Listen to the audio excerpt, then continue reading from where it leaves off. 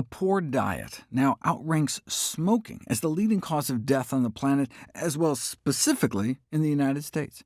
In the U.S., the #1 killer of Americans is the American diet.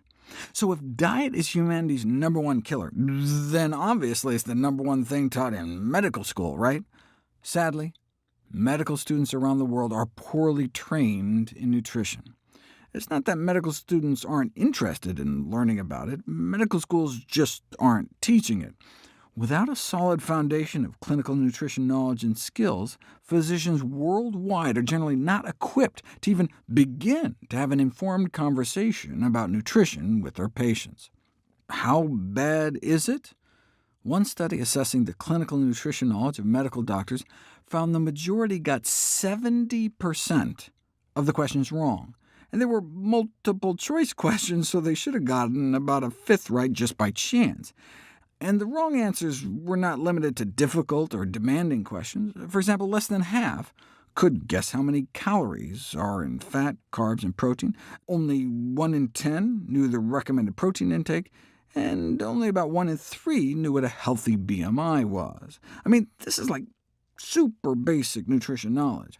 And what's worse, not only did the majority of medical doctors get a failing grade, but 30% of those who failed had a high self-perception of their clinical nutrition expertise, meaning not only were they clueless about nutrition, they were also clueless that they were clueless about nutrition, a particularly bad combination, given that doctors are trusted and influential sources of healthy eating advice.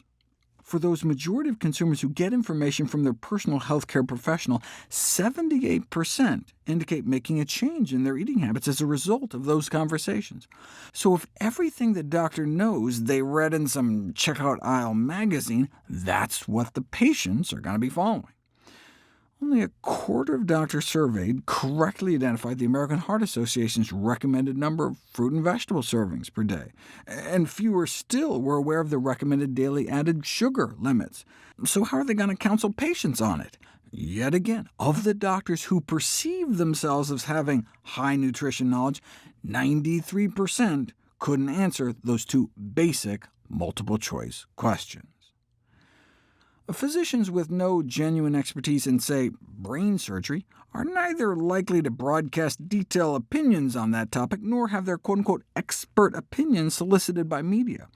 And most topical domains in medicine enjoy such respect. We defer expert opinion and commentary to actual experts. Not so with nutrition, where the common knowledge that physicians are generally ill-trained in this area is conjoined to routine invitations to physicians for their expert opinions on the matter. All too many are willing to provide their opinions absent any basis for actual expertise, or worse, made on the basis of bias and personal preference, sometimes directly tethered to personal gain, such as diet book sales. That's one of the reasons all the proceeds I receive from my books are donated directly to charity. I don't even want the appearance of any conflicts of interest.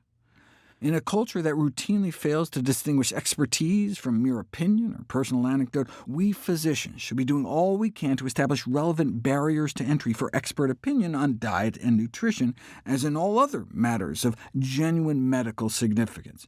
I mean, we're not talking celebrity gossip. Lives are at stake, and there are entire industries devoted to marketing messages that may conspire directly against well-informed medical advice in this area.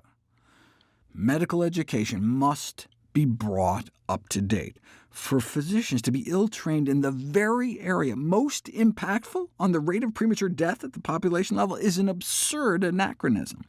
The mission of medicine is to protect, defend, and advance the human condition. That mission cannot be fulfilled if diet is neglected.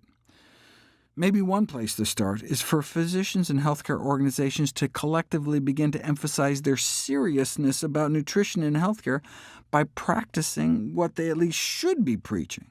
Is it appropriate to serve pizza and soft drinks at a resident conference while bemoaning the high prevalence of obesity and encouraging patients to eat healthier? A similarly poor example exists in medical conferences, including national meetings where some morning sessions are accompanied by foods such as donuts and sausage.